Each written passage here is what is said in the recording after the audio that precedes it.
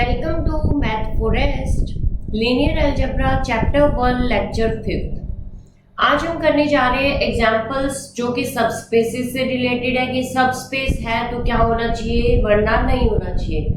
तो हमने सबस्पेस की लास्ट में एक थ्योरम पढ़ी थी कि अगर सबस्पेस है तो AU प्लस BV W में बिलोंग करेगा और अगर AU प्लस BV W में बिलोंग करेगा तो सबस्पेस होगा। इफ एंड ओनली की कंडीशन थी वो, तो वही आज हम यूज करेंगे और प्रूव करेंगे कि कौन सा सबस्पेस है और कौन सा सबस्पेस नहीं है। बस हमें सिंपल तरीके से हर इंस्ट्रक्शन को फॉलो करते जाना है। फर्स्ट वो क्या कह रहा है कि let R be a field of real numbers, की जो फील्ड है वो रियल नंबर्स की है। Which of the following are subspaces of V3R। V3R मतलब V3 वही है तीन टप्पल वाला A B C वाला, और जिसमें से A B C है वो आपके रियल नंबर्स ही है, ठीक है। बाकी आपको जो W1 W2 W3 है वो देखने हैं कि क्या वो V3R के सबस्पेसेस है या नहीं है, ठीक है। अब हम क्या करें, W1 को चेक करना है। तो सबसे पहले हम लिख लेते हैं let W1 is equal to X 2Y 3Z such that X, Y और Z किस में बिलोंग कर रहे हैं, R से बिलोंग कर रहे हैं, रियल नंबर से आ रहे हैं। मतलब ऐसा तीन टप्पल वाला सेट जिसमें पहला एलिमेंट सिंगल, दूसरा कांस्टेंट 2 से मल्टीप्लाई होने वाला और तीसरा कांस्टेंट 3 से मल्टीप्लाई होने वाला। इस तरीके के एलिमेंट आएंगे W1 में। हमें चेक करना है कि सबस्पेस है या नहीं, तो हमें इसके दो एलिमेंट लेने पड़ेंगे U और V। Let UV belongs to W1। UV अगर W1 से बिलोंग कर रहा है मतलब U कैसा होना चाहिए, X1 2Y1 3Z1, where X1 Y1 और Z1 कहाँ से आना चाहिए, R से आना चाहिए। और V कैसा होना चाहिए, X2 2Y2 3Z2, और X2 Y2 और Z2 कहाँ से आना चाहिए, रियल नंबर से, R से आना चाहिए। मुझे चेक करना, और कोई A और B फिक्स रियल नंबर्स होंगे क्योंकि फील्ड क्या है, रियल नंबर की है।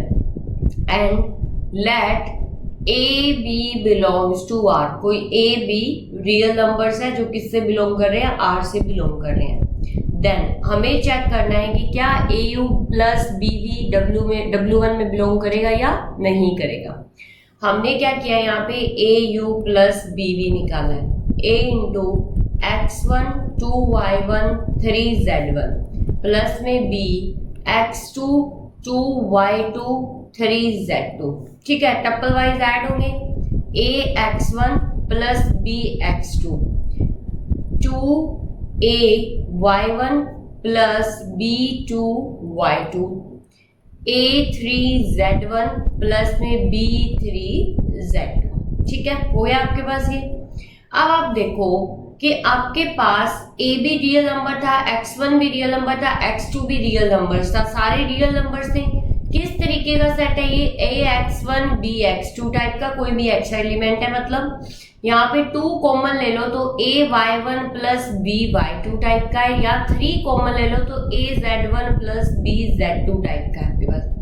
इसको अगर आप मानो, ये देखो कि जो आपका AX1 लेट करो, ये है तो रियल नंबर ही, क्योंकि रियल नंबर का इस नंबर रियल नंबर की प्रोडक्ट है। AX1 प्लस में BX2, कोई भी X डैश हो गया जो रियल नंबर है। AY1 प्लस BY2, कोई भी रियल नंबर है जिसको हमने क्या मान लिया, Y डैश मान लिया। और AZ1 प्लस में BZ2, कोई भी Z डैश है जो भी क्या है, रियल नंबर है, क्योंकि ये सारे रियल नंबर से combination of real number is a real number, ठीक है। अब आपके पास क्या हुआ कि ये किस फॉर्म का हो गया, यहाँ पे X डैश 2Y डैश और 3Z डैश, और इस टाइप के एलिमेंट्स किस में जा रहे हैं, फिर X डैश Y डैश और Z डैश अगर रियल नंबर्स हैं तो इस टाइप के एलिमेंट किस में जा रहे थे, W1 में जा रहे थे। सो W1 is a subspace of V3R। तो हेंस प्रूव्ड हो गया ये कि सबस्पेस है, hence subspace, hence W1 is subspace of V3R। ये हमें प्रूव करना था और ये हमने प्रूव कर दिया, बिल्कुल सिंपल सा था। नेक्स्ट मुझे W2 को प्रूव करना है, और W2 में क्या दिया हुआ है, ऐसे तीन टप्पल का सेट दिया हुआ है जिसमें तीनों एलिमेंट क्या होने चाहिए, सेम, जैसे X X X Y Y Y Z जैसे 1 1 1 2 2 2 3 3 3 इस तरीके से। तो हमें इसमें यही करना है, late uv belongs to w2 where u is equal to x1 x1 x1 and v is equal to y1 y1 y1, ठीक है, where x1 and y1 belongs to r, जो x1 और y1 कहाँ से बिलोंग करेंगे, real number से, क्योंकि इससे दे रखा है कि ये रियल नंबर है। अब हमें क्या करना है, let a b belongs to r और देन हमें देखना है au प्लस बी बी क्या w2 में बिलोंग करता है या नहीं। मैंने au प्लस बी बी निकाला, a इंटू यू क्या है, x1 x1 x1 plus b into B v क्या है प्लस y1 y1 y1, तो ये क्या हो गया आपके पास ax1 by1 ax2 मतलब x1 x1 x1 x2 तो है नहीं, ax1 plus by1 ax1 plus by1। तो ये देखो तीनों एलिमेंट क्या है, सेम है, तीनों एलिमेंट क्या है, सेम है। मैं अगर लेट करूं, let ax1 by1 is equal to कोई x डैश है, सो जो आपके पास au प्लस bb आया था वो कैसा हो गया, x डैश और x डैश, और x डैश किससे बिलोंग कर रहा है, रियल नंबर से बिलोंग कर रहा है, क्योंकि a भी रियल नंबर था, x1 भी रियल नंबर है, product of two real number is real, b भी रियल नंबर है, y1 भी रियल नंबर है, product of two real number is real, और sum of two real number is real, तो ये रियल में बिलोंग करेगा। तो ऐसे तीन टप्पल, ऐसा टप्पल्स का सेट, तीन टप्पल्स का सेट जिसमें तीनों एलिमेंट रियल नंबर और तीनों सेम है, वो किस में जा रहे हैं, W2 में जा रहे हैं। सो W2 is the sub space of V3R, ठीक है, ये सब स्पेस हो गया। अब यहाँ पे कहानी में थोड़ा सा ट्विस्ट आता है, ये आता है कि W3 एक मुझे 3 टप्पल्स का सेट दे रखा है x y और z का, जिसमें x y और z कहाँ से आ रहे हैं, रैशनल नंबर से आ रहे हैं। अब यहाँ पे प्रॉब्लम हो सकती है कि फील्ड तो हो गया रियल नंबर्स और सबस्पेस जो है उसमें जो एलिमेंट आ रहे हैं वो रैशनल नंबर्स के आ रहे हैं। अब क्या होगा, हमें पता चल रहा है साफ साफ कि रैशनल ओवर रियल कभी भी वेक्टर स्पेस नहीं बनाता, क्योंकि ये बड़ा है ये छोटा है, बड़ा छोटे के अंदर मतलब हमारा मेन मकसद क्या होता है, फील्ड ओवर फील्ड बना लेता है, और हमारे पास और क्या बना लेता है, फील्ड ओवर सब फील्ड भी बना लेता है। पर यहाँ पे ये मुश्किल है, सब फील्ड ओवर फील्ड नहीं बना सकता, ठीक है, क्योंकि इसमें बहुत ज्यादा मतलब सिंपल सा कंसेप्ट साफ क्रिस्टल क्लियर दिख रहा है कि इसमें सिर्फ रैशनल है, इसमें इरैशनल्स भी है, और जब इरैशनल रैशनल से मल्टीप्लाई होते हैं तो वो इरैशनल होते हैं और वो क्यू के अंदर कंटेन नहीं होते। हमें यही करना है, इसी चीज का फायदा उठाना है, जो चीज नहीं हो रही है वही चीज तो दिखानी है हमें। तो हमें क्या करना है, लेट √2 बिलोंग्स टू R, √2 कहां से बिलोंग कर रहा है, R से, हमें फील्ड से लेना है एक element, and U is equal to हमारे पास क्या हो गया, x y और z हो गया। तो scalar closed under scalar multiplication भी होना चाहिए, AU भी बिलोंग करना चाहिए हमारे पास, कंडीशंस तो दोनों फॉलो होनी चाहिए हमारे पास। हमने √2 इंटू यू किया तो ये आया √2x √2y और √2z, वेयर आपके पास x y और z बिलोंग कर रहा था रैशनल नंबर से, मतलब q से, रैशनल नंबर से। Product of irrational, rational is a irrational, but √2x belong कर रहा है इरैशनल से, हम q कॉम्प्लीमेंट इरैशनल को लिखते हैं। ये किससे बिलोंग कर रहा है, इरैशनल से बिलोंग कर रहा है, तो ये जो मेरा है ये W3 के अंदर नहीं जाएगा। It means W3 is not a subspace of V3R। तो यहाँ पे सो W3 is not a subspace of V3R, ठीक है, सिंपल सा कंसेप्ट है, बिल्कुल इजी सा। अब हमें क्या करना है, हमें ये प्रूव करना है सेकंड एग्जांपल में कि let V is equal to R3, V आपको क्या दे रखा है, R3 दे रखा है, Euclidean 3 space. Let W is equal to x y z, W में भी 3 टपल्स का सेट दे रखा है, पर वो x y z ऐसी कंडीशन को फॉलो करते हैं कि वो एक प्लेन के अंदर है, मतलब ax plus by plus cz is equal to 0 क्या होती है, प्लेन की इक्वेशन होती है। तो a b c कोई फिक्स रियल नंबर्स है, show that W is a subspace of V। देखो R3 क्या है, 3D है, मतलब 3 डायमेंशन स्पेस है। 3 डायमेंशन स्पेस में ये एक प्लेन है 3 डायमेंशन में, मतलब कि जैसे सिंपली हमारा प्लेन 2D में होता है, मतलब x और y मिल गया, मतलब एक दीवार होगी। मान लो हमें कमरा चाहिए, कमरा बनाने के लिए हमें क्या चाहिए कि दीवारें चाहिए, उन दीवारों को हम प्लेन का नाम देते होते हैं। पर ये प्लेन किस टाइप का है मान लिया, अभी आपको कॉन्सेप्ट क्लियर हो जाएगा। जैसे ये मान लो मेरा कोई कमरा है, ठीक है, यहाँ पे ये जो हम दीवारें मानते होते हैं, ये हम प्लेन मानते होते हैं 2D में, पर इनसे बीच का जो पोर्शन है सारा वो 3D की शेप पे है। ये मतलब कि ये तो स्पेस के अंदर है तो 3D हुआ। अगर यही प्लेन में बीचों बीच लूँ कहीं पे, यहाँ पे बीचों बीच लूँ, तो x कोऑर्डिनेट भी यूज हुआ, y भी यूज हुआ, z भी यूज हुआ, तो ये 3D का प्लेन हुआ मेरा, ठीक है। जैसे एक कमरे के अंदर आप एक शील्ड मतलब एक शीट ला के रख दो ऐसे, तो उसको डिफाइन करने के लिए मुझे तीनों कोऑर्डिनेट की जरूरत पड़ेगी। उस तरीके की ये प्लेन है। अब आपको क्या करना है, इतना झोला नहीं करना है, मतलब किसी भी चीज का कि आपको सॉलिड ज्योमेट्री में थोड़ी जाना है, आपको तो सिर्फ समझना है स्टेटमेंट थोड़ा सा, बस आपको प्रूव करना है कि ये सब स्पेस है या नहीं है। तो अब हम सॉल्यूशन करते हैं। यहाँ पे सॉल्यूशन में क्या है कि let W is equal to क्या दे रखा है आपको, x, y और z, where ax plus by plus cz is equal to 0 and x, y और z कहाँ से बिलोंग कर रहे हैं, रियल नंबर से। इतना आपको गिवन है। आपको क्या करना है, u v लेना है। Let u v belongs to w, u v w से बिलोंग कर रहे हैं। u कैसा है आपके पास, x1, y1 और z1 टाइप का है, एंड v कैसा है, x2, y2 और z2 टाइप का है।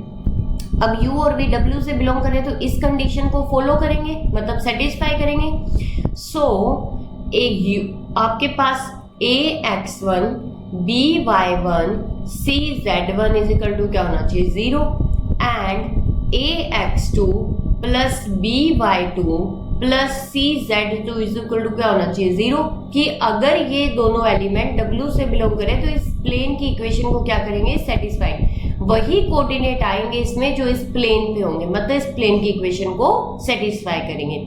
ये कैसा प्लेन है, जो ओरिजिन के अंदर से पास हो रहा है। कैसा प्लेन है, ये प्लेन ऐसा है जो ओरिजिन के अंदर से पास हो रहा है, क्योंकि यहाँ पे इज इक्वल टू क्या आ रहा है, 0 आ रहा है। जब आप x, y और z को 0, 0, 0 रखोगे तो वो इस इक्वेशन को सेटिस्फाई करेगा, ठीक है। और अगर ये सब स्पेस ओरिजिन से पास नहीं होता तो ये कभी भी सब स्पेस नहीं बन पाता, क्योंकि 0, 0, 0 इसकी क्या होती है, एडिटिव आइडेंटिटी, जो कि W के अंदर नहीं आ पाती फिर। इसीलिए जो सब स्पेस ओरिजिन, जो प्लेन ओरिजिन से पास होगा वही आपका क्या होगा, यहाँ पे सब स्पेस बन पाएगा। तो आपको क्या करना है, यहाँ पे सिंपल सा प्रूफ करना है कि AU प्लस BV किसके अंदर है, W के अंदर। AU प्लस BV W के अंदर है। तो AU प्लस BV, A और B नहीं ले पाएंगे अभी हम, A B C यूज हो चुका है, तो हम यहाँ लेते हैं अल्फा और beta. Alpha beta, alpha U plus beta V, ये लेना पड़ेगा हमें। और अगर आप दूसरा तरीका लेना चाहते हो तो वो भी कर सकते हो कि AU प्लस V वाली एक थ्योरम ये भी थी, पर हम alpha U plus beta V कर लेते हैं। अल्फा U A x1, अब अल्फा U का मतलब क्या है आपके पास, ये U, ये आपके पास, सॉरी हमने क्या किया है यहाँ पे सीधा इक्वेशन में पुट कर दिया, पर U की जगह तो U पुट करना पड़ेगा आपको। तो आपके पास U की जगह क्या है, x1, y1, z1 plus B की जगह क्या पड़ा है, x2, y2, z2। ये क्या बना, alpha x1 beta x2, alpha y1 plus beta y2, alpha z1 plus beta z2। अब हमें ये चेक करना है कि क्या ये तीनों पॉइंट प्लेन से पास हो रहे हैं या नहीं, क्योंकि ये W में तभी बिलोंग होंगे जब ये इस प्लेन को पे पॉइंट्स को सेटिस्फाई करेंगे। तो हमें जहाँ x है वहाँ ये पुट करना है, जहाँ y है वहाँ ये पुट करना है, जहाँ z है वहाँ ये पुट करना है। तो करते हैं अभी हम। a x की जगह क्या आएगा, alpha x1 beta x next plus b alpha x2 plus beta y2 and c alpha alpha z1 plus beta z2। यही तो थे अपने पॉइंट्स, देखो यहाँ पे alpha x1 plus beta x2, alpha y1 plus beta y2, alpha z1 plus beta z2। ये आ गया हमारे पास। अब हमें क्या करना है, अंदर मल्टीप्लाई कर देना है। a alpha x1 plus a beta x2, b alpha y1 plus b beta y2 plus c alpha z1 plus c beta z2। अब हम क्या करते हैं, अल्फा वाले को एक साइड ले लेते हैं। अल्फा अल्फा अल्फा, हमने अल्फा कॉमन लिया, a x1 b y1 c z1 plus में हमने बीटा कॉमन ले लिया, क्या आएगा a x2 b y2 plus c z2। हमने पिछली स्लाइड्स में एक चीज देखी थी कि ये इक्वेशन किसके इक्वल है, जीरो के। ये इक्वेशन किसके इक्वल है, जीरो के। तो यहाँ पे क्या आएगा, alpha into zero plus beta into zero is equal to क्या आ गया, जीरो। तो मतलब ये वैल्यू किसकी थी, ये वैल्यू थी a u plus alpha u plus beta v की, जो कि किसके इक्वल आ गई, जीरो की। और वेयर अल्फा बीटा कहाँ से बिलोंग कर रहे थे, रियल नंबर से बिलोंग कर रहे थे। और ये जो इक्वेशन है, मतलब अगर ये इस कंडीशंस को सेटिस्फाई कर रही है तो इट मीन्स ये आपके पास क्या आ रही है, यहाँ पे प्लेन के, oh sorry, alpha u plus beta v zero नहीं है, alpha u plus beta v के जो कोऑर्डिनेट है वो प्लेन की इक्वेशन को सेटिस्फाई कर रहे हैं। इसलिए alpha u plus beta we किसके अंदर बिलोंग करेगा, आपके पास W के अंदर बिलोंग करेगा, क्योंकि W के अंदर वही कोऑर्डिनेट आ रहे थे जो इस प्लेन की इक्वेशन को क्या कर रहे थे, सेटिस्फाई कर रहे थे। सो W is the subspace of B। W किसका सबस्पेस हो गया, B का, और B यहाँ पे क्या दिया हुआ है, R3/R। तो ये हमारा क्या हो गया, प्रूव हो गया। नेक्स्ट क्वेश्चन देखते हैं हमारे पास। नेक्स्ट क्वेश्चन है, let B B the vector space of all square matrices over R। मतलब B में क्या है, सारी की सारी स्क्वायर मैट्रिसेस आएंगे आपके पास, ठीक है। और जो एलिमेंट्स आएंगे वो आएंगे रियल नंबर से। Determine which of the following are subspaces of V। और हमें चेक करना है कि इनमें से कौन सा जो होगा वो सबस्पेस है V का। अब हमने क्या किया, स्क्वायर मैट्रिक्सेस आ गई हमारे पास। तो W हमारे पास क्या है, यहाँ पे एक स्क्वायर मैट्रिक्सेस है जिसमें 3 कोऑर्डिनेट प्रेजेंट है, x, y और z, और चौथा क्या है, 0। मतलब यही सारी मैट्रिसेस जिनमें चौथा जो ये वाला प्लेस होगा A22 वाला, ये 0 ही होना चाहिए, तभी ये W के अंदर आ पाएगा। और x, y और z तीनों किसके होने चाहिए, रियल नंबर्स होने चाहिए हमारे पास। तो अब हम क्या करेंगे, 2 एलिमेंट लेने हैं हमें सिंपल से। सॉल्यूशन कैसे करेंगे, let u v belongs to W, where u कैसा होगा हमारे पास, x1 y1 z1 0 टाइप का, एंड v कैसा होगा, x2 y2 z2 0 टाइप का, क्योंकि w में ऐसे ही एलिमेंट है जो 3 प्लेस पे प्रेजेंट है, चौथे पे 0 है। और x2 y2 z2 x1 y1 और z1 कहाँ से बिलोंग करने चाहिए, रियल नंबर से बिलोंग करने चाहिए, ठीक है। एलिमेंट्स तो आ गए, एंड हम क्या कर लेते हैं, let a b belongs to real number then, क्योंकि फील्ड हमारी R दे रखी है, तो हम देखते हैं कि इनसे मल्टीप्लाई करने पे क्या ये एलिमेंट W के अंदर जाएंगे या नहीं जाएंगे। तो हमने क्या किया, AU प्लस BB किया, A into x1 y1 z1 0 plus B into x2 y2 z2 0। अब हमारे पास क्या आएगा, AX1 plus BX2, AY1 plus BY2, AZ1 plus BZ2, और यहाँ 0। तो ये इस टाइप के एलिमेंट, अब हमें पता है A भी रियल नंबर है, x1 y1 z1 x2 y2 z2 सारे रियल नंबर है, और combination of real number is real number. तो ये किस में बिलोंग कर गया, W में बिलोंग कर गया, क्योंकि ये तीनों ही एलिमेंट रियल नंबर होने चाहिए थे, चौथे प्लेस पे 0 होना चाहिए था। तो ऐसे एलिमेंट किसके अंदर जाते हैं, W के अंदर जाते हैं। तो हमारे पास क्या हो गया, सो W is a subspace. W क्या बन गया, सबस्पेस ऑफ V बन गया, जो V हमें दिया हुआ था। अब हमारे पास क्या है, नेक्स्ट क्वेश्चन हम देखते हैं कि क्या दिया हुआ है हमें। नेक्स्ट दिया हुआ है कि W is equal to x0 0y, diagonal matrix दे रखी है कि ऐसी मैट्रिक्स की, डायगोनल मैट्रिक्स की कलेक्शन है। तो डायगोनल मैट्रिक्स में जो W होगा वो सारी डायगोनल मैट्रिक्स को कंटेन करेगा, और जो एलिमेंट है डायगोनल वो रियल नंबर होने चाहिए। तो हम सॉल्यूशन करते हैं, let u v belongs to W। Where u कैसा होगा x1 0 0 y1 एंड v कैसा होगा x2 0 0 y2 और where x1 y1 z y2 x2 कहाँ से बिलोंग करेगा, रियल नंबर से, क्योंकि यहाँ रियल नंबर से बिलोंग कर रहे हैं। Let a and b belongs to r, then क्योंकि a b रियल नंबर से होना चाहिए, फील्ड रियल नंबर लेके चल रहे हैं, हमें चेक करना है au प्लस bv क्या w में बिलोंग करता है या नहीं। a into you x1 0 0 y1 plus में b इंटू v क्या हो गया x2 0 0 y2। ये हमारे पास क्या हो गया a x1 plus b x2 0 0 a y1 plus में b y2। तो यहाँ पे a x1 b x2 real numbers थे, कॉम्बिनेशन रियल नंबर रियल हो गया हमारे पास, तो ये भी रियल नंबर ये भी रियल नंबर और ये इस पोजीशन पे 2 पे 0 है, तो डायगोनल मैट्रिक्स बन गई। और डायगोनल मैट्रिक्स किसके अंदर जा रही है, W के अंदर जा रही है। सो W is a subspace of V। W किसका सब स्पेस हो गया, V का सब स्पेस हो गया।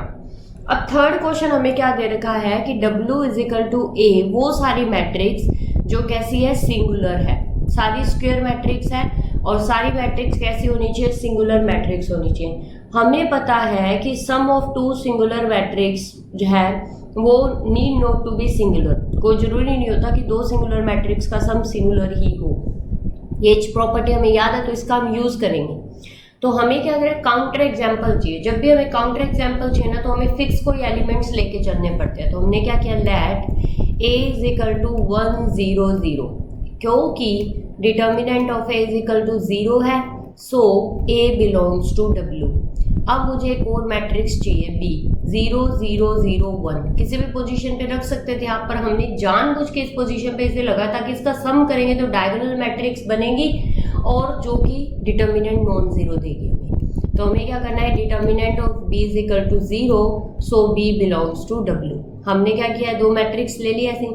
अब हमने क्या किया, let a b belongs to r, real number से लिए, देन a प्लस b किया हमने, तो a इंटू 1 0 0 प्लस में b इंटू 0 0 1, तो ये हमारे पास क्या आ गया, a 0 0 b, ये मैट्रिक्स आ गई। a b जो है वो रियल नंबर्स है, रियल नंबर्स कुछ भी हो सकते हैं, तो अब हमारे पास 0 भी हो सकते हैं, नॉन जीरो भी हो सकते हैं, कुछ भी हो सकते हैं। तो अब हम देख रहे हैं कि क्या इनका डिटर्मिनेंट 0 आ रहा है, क्या ये सिंगुलर है। हमने चेक किया a प्लस b का डिटर्मिनेंट, तो ये क्या आया, a 0 0 b, और ये किसके इक्वल आ गया, ए बी के इक्वल, जो कि नॉन जीरो है, क्योंकि दो रियल नंबर का जो प्रोडक्ट है वो जीरो तभी होता है जब either one of them zero हो। तो as none of A and B is zero, हमने ऐसी ही कंडीशन ली थी जिसमें ए और बी जीरो ना हो हमारे पास। तो हमारे पास क्या हो गया, ये यहाँ पे कैसा हो गया हमारे पास, यहाँ पे हमने जो कंडीशन ली थी ए और बी की वो कैसी ले ली, हमें तो काउंटर एग्जाम्पल चाहिए था, तो हमने ए और बी कैसे ले लिए, नॉन जीरो ले लिए, पहले से ही हमने नॉन जीरो ले लिए ताकि हमारे पास आगे जाके हमें काउंटर एग्जाम्पल मिल जाए। तो हर देखो, अगर आप पहले से भी जीरो नहीं ले रहे हो तो ये तभी जीरो होगा जब ए और बी जीरो है, तो कंडीशन लग गई ना, जब ए और बी सिर्फ जीरो होंगे तभी ये डब्ल्यू में बिलोंग करेगा। पर हमें तो जनरल केस के लिए चाहिए कि हर एक रियल नंबर के लिए ये डब्ल्यू में बिलोंग करना चाहिए। So a plus B not belongs to W, तो ये डब्ल्यू में बिलोंग नहीं कर रहा, it means W is not a subspace of B, W subspace नहीं है किसका, बी का। अब नेक्स्ट एग्जाम्पल क्या है हमारे पास, W is equal to A, उन सारी मैट्रिक्स का कलेक्शन है जो कैसी है, A square is equal to A दे रही है आपको। कैसी मैट्रिक्स है, A square is equal to A square दे रही है। अगर आपने मैट्रिक्स का चैप्टर अच्छे से पढ़ा हो अलजेब्रा में, जो फर्स्ट ईयर में लगता है आपके पास, उसमें आपको सारी मैट्रिक्स के नाम दिए जाते हैं, idempotent matrix, involuntary matrix, singular matrix, null matrix, nilpotent matrix, तो ये सारी मैट्रिक्स होती है। तो यहाँ पे क्या होगा, A square is equal to A है।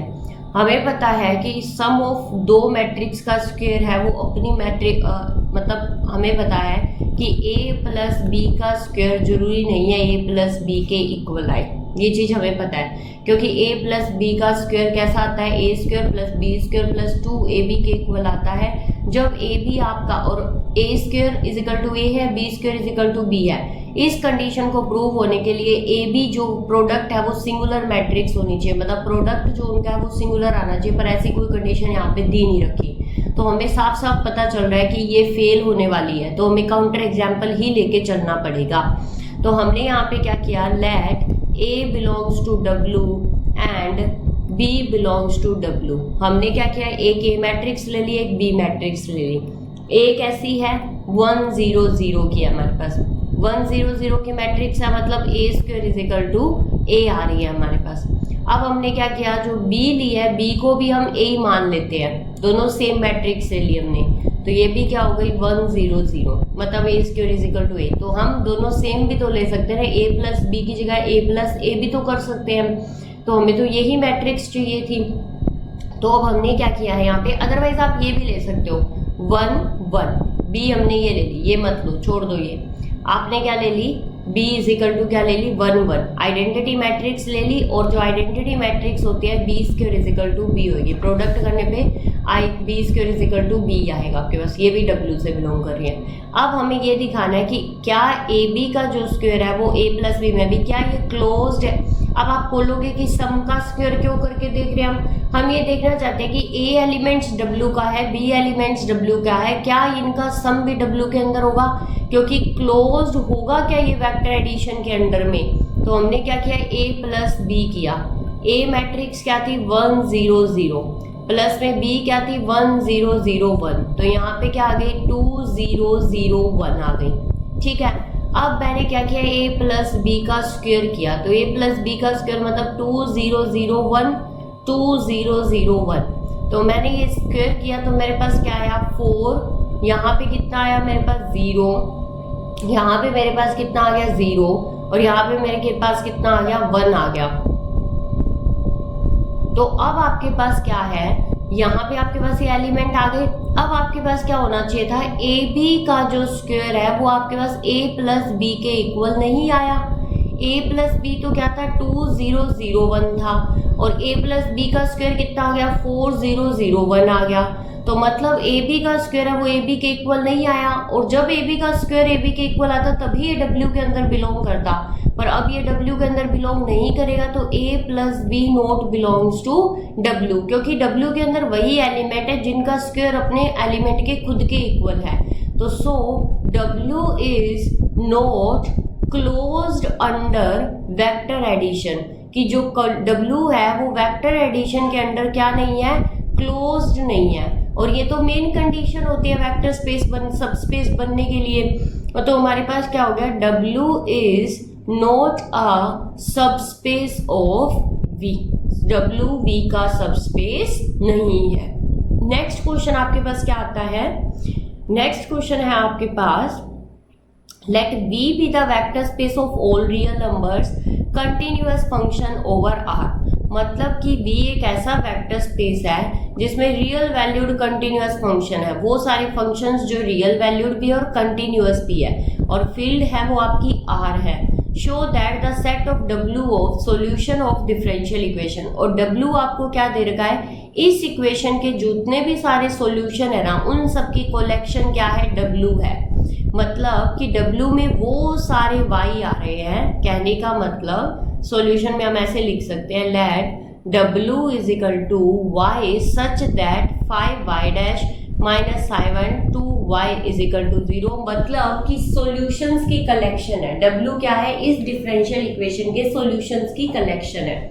तो हमारे पास W से हम पहले दो एलिमेंट लेके चलते हैं, let y1 and y2 belongs to W, y1 y2 W से बिलोंग करते हैं, W से बिलोंग कर रहे हैं, इस मीन्स इस इक्वेशन के सॉल्यूशन है, इस डिफरेंशियल इक्वेशन के 2 डिग्री के सॉल्यूशन है। तो it means 5y1 dash minus 7y1 dash plus 2y1 is equal to 0 and 5y2 double dash minus 7y1 dash plus 2y2 such y2 is equal to 0, मतलब y1 y2 solution है इस differential equation के, और solution वही होता है जो अपनी इक्वेशन को क्या करे, सेटिस्फाई करे। अब ये दोनों एलिमेंट W के हो गए। अब हमें ये चेक करना है कि a y1 plus b y2 क्या W के अंदर है या नहीं है। तो हमने क्या किया, let A B belongs to R, B arbitrary element है, देन AU प्लस BV मतलब AY1 प्लस BY2, हमें ये चेक करना है। AY1 प्लस BY2 हमें प्रूव करना है कि ये किसके अंदर बिलोंग कर रहा है, W के अंदर बिलोंग कर रहा है। तो इसके लिए हमें पहले उस इक्वेशन में पुट करके देखना पड़ेगा कि उस डिफरेंशियल इक्वेशन का ये सॉल्यूशन है या नहीं है। तो हमने क्या किया, हमने क्या किया, डबल डेरिवेटिव होता है y डबल डैश, तो y की जगह हमने पुट किया AY1 प्लस BY2। अब हमारे पास क्या आ गया, यहाँ पे प्लस नहीं है, बाद में -7 dy/dx है, तो dy/dx y क्या होगा हमारे पास, AY1 प्लस में BY2। यहाँ पे कितना आ गया हमारे पास 2y की जगह क्या आएगा, AY1 प्लस में BY2। अगर ये 0 के इक्वल आता है इक्वेशन में पुट करने के बाद तो ये सॉल्यूशन होगा W का, अदरवाइज नहीं होगा। तो हमें चेक करना है 5। हमें पता है कि जो डबल डेरिवेटिव होता है ना वो डिस्ट्रीब्यूटिव होता है, इसके ऊपर मतलब डिस्ट्रीब्यूट हो जाता है अलग अलग। तो हमारे पास क्या हो गया यहाँ पे A d² y1/dx² plus B d² y2/dx² -7, क्योंकि हम दो कोई एलिमेंट के सम का अगर डेरिवेटिव करते हैं ना तो वो सम अलग अलग डेरिवेटिव होता है, वो सम पे डिस्ट्रीब्यूट हो जाता है। A dy1/dx प्लस में B dy2/dx, ठीक है। और यहाँ पे प्लस में 2AY1 प्लस 2BY2। अब हम नीचे चलते हैं, इसको चेक करते हैं क्या आएगा। हमने क्या किया, अब A वाली टर्म को अलग कर दिया, B वाली टर्म को अलग कर दिया, तो A 5 d² y/dx² -7 dy1 यहाँ पे y1 था, dy1/dx प्लस 2y1।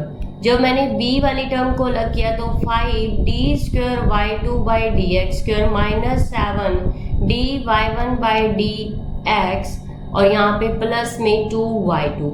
हमें पता है ये वैल्यू किसके इक्वल थी, 0 के इक्वल, क्योंकि y1 था वो सॉल्यूशन था W का, तो ये क्या हो गई 0 के इक्वल, और ये भी क्या हो गई 0 के इक्वल हो गई।